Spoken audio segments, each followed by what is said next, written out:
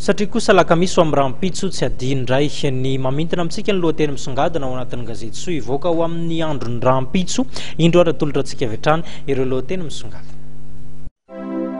Dimy taona izao no niarako taminao,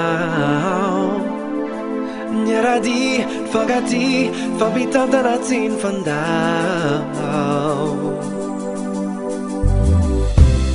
nitoky ny famzahaina. Ny gazety soa larana faharaiky amin'ny fitopolo sy telonjato no ivoaka manomboka rahampitso. Tsy adin'ny soa no miaraba tratry ny taona amin'ny fatratrarana ny taona 2024. Toy ny mahazatra dia ahitana ny lamody, ny fahasalamana, ny fampianarana sy fanabeazana ao anatin'ny gazety soa. Manazava ary ny gazety soa fa amin'ny fiarabanana na hatrarana ny taona vaovao dia hatramin'ny noviana no azo atao izany. Eo amin'ny resaka fahasalamana indray, ny karazan-kanina 7 tsara indrindra mampihitsana ny tavy ary mampienina tena aleo ny siramamy no hena no sosikevitra rosony gazety soa amintsika. Ny kolotsain'ny mariazy maneran-tany ary tena mahagaga tokoa izany dia hotaterina ao anatin'ity gazety soa ivoaka manomboka rahampitso ity. Maromaro ihany koa ireo lahatsoratra amin'ny teny frantsay entin'ny gazety soa amintsika.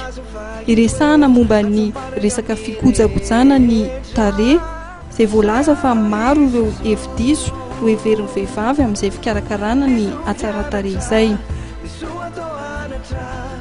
Inona no tokony atao mba ahafahana mandamina fotoana ary ahafizoana fotoana malalaka kokoa? Ny famakiana amin'ny gazety soa no ahafantaranao izany.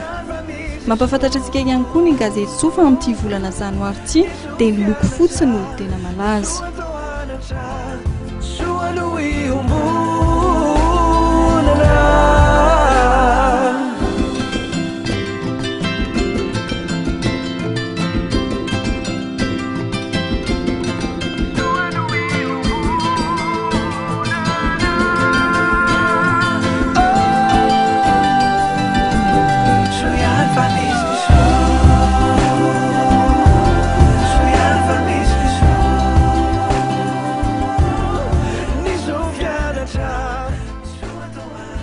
Aza donona raha ny maka ny anjara gazetinao soa larana faharaiky amin'ny fitopolo sy telonjato manomboka rahampitso eny mivarotra gazety mahazatra anao.